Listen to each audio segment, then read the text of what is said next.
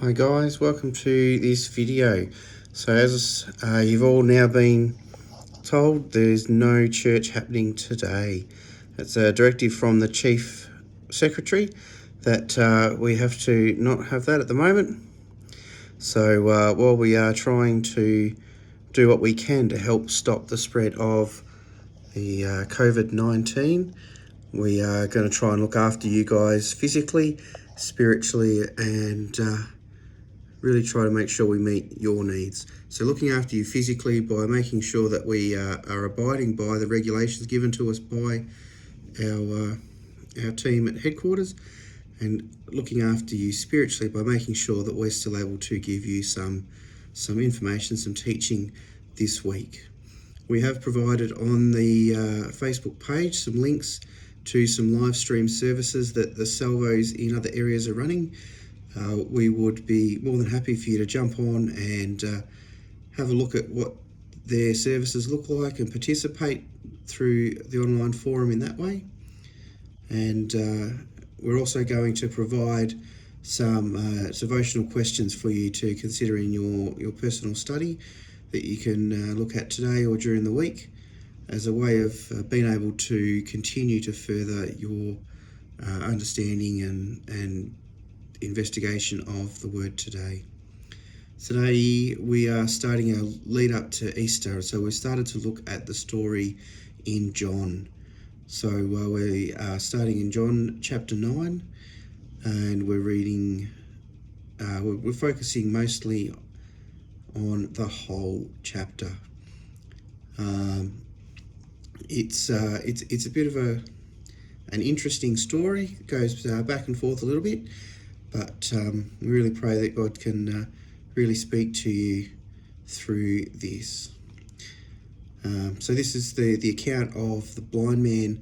So a man who was born blind, and Jesus is able to heal him by spitting in the mud, spitting on the ground, making some mud, rubbing on his eyes, and sending him off to wash. What then ensues is a conversation that is almost comical in nature between this man and the Pharisees and the man's parents and people around. But it's got a few things to speak to us today. So at the start of the chapter, we see the disciples actually say to Jesus, "Who is it that sinned, this man or his parents, that he was born blind?" And I think it really shows that they had a poor understanding of what was going on right there. What we see is that the disciples consider that because of what they've been taught, that all suffering is punishment for some sort of sin. And so they only see two options, that either the man himself sinned or that it was his parents that sinned that caused him to be born blind. They didn't see any other possibility because through their life they'd been taught that this was the case. So Jesus' answer proves to us that these are not the only options. While the disciples are assuming that the man's blindness is caused by sin, they were more looking at to ask who was at fault. Sometimes people's suffering are caused by sin. We know that often when we do things that we suffer because of it, when we are sinning, we know that sometimes when other people sin, that they can suffer or we can suffer because of a sin. But that's not always the case. All suffering is not caused by sin.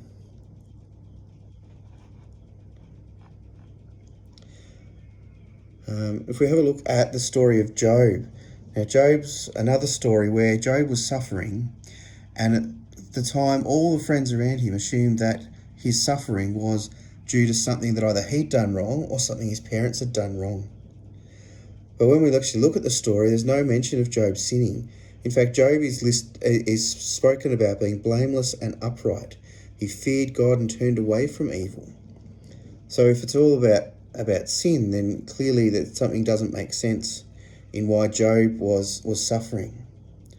But we know that through Job's suffering, that the power of God and Job's faith were actually shown to all those people around him. And so it actually helped people to believe in God. So when the disciples are asking this question, Jesus is quick to point out that they have the wrong focus. They're focused on the man suffering and whose fault it is. The Message version, Jesus responds saying, "You're asking the wrong question. You're completely off topic." We see is Jesus shifts the focus from the blindness to the result of the healing, being that his glory is able to be revealed and can show the power that he has to heal. It's important to note here that sometimes when we are suffering, it's not always going to be healed. When we look at Paul in 2 Corinthians chapter 12, Paul cries out to God 3 times to have his suffering taken away. Take this thorn out of my flesh. But Jesus reminds him, "My grace is sufficient for you. My power is made perfect in your weakness." So through our suffering, when we are able to endure it, we can actually see God's power and his grace shown in our lives, which helps other people to see that too. So how should we approach suffering? Most of the time, we don't actually understand what the cause of suffering is. So we need to make sure we're not trying to assume that there's something that is the cause of it. What we need to focus on is having the right response. We need to respond with love, with grace, and knowing that in all suffering, God can work and show his amazing power. When we think about our blindness, one of the things that really stands out with this man is it went beyond a physical healing, and he was spiritually healed as well. And often that's what we actually need in our lives. We are blinded by sin so that we can't see the work of God. We can be like this blind man, suffering because our spiritual eyes are blinded.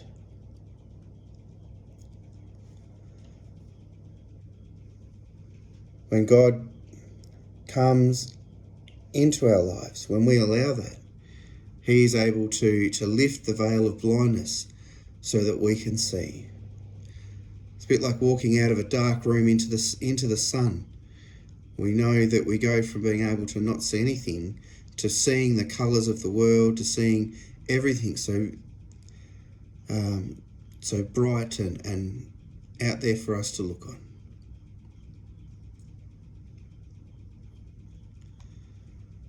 And when we have that faith in Christ and his saving grace, we can rest in the salvation.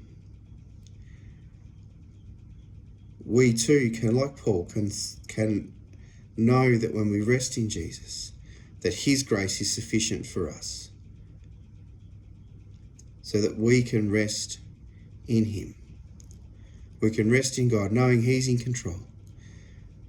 Even in our suffering, God is still in control of everything, and we need to allow him to work, to not rely on our own judgment, to rely on God, the finisher and perfecter of our faith.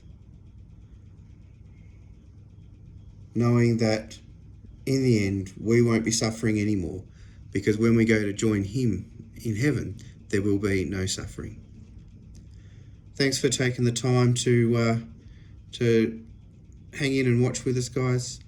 We will keep you all updated about what's going on throughout the week and for what will happen next week. Really pray that God is able to speak to you through this message this week and through your personal study. Just a reminder that you can find the extra questions and that on the Facebook page, and they'll be available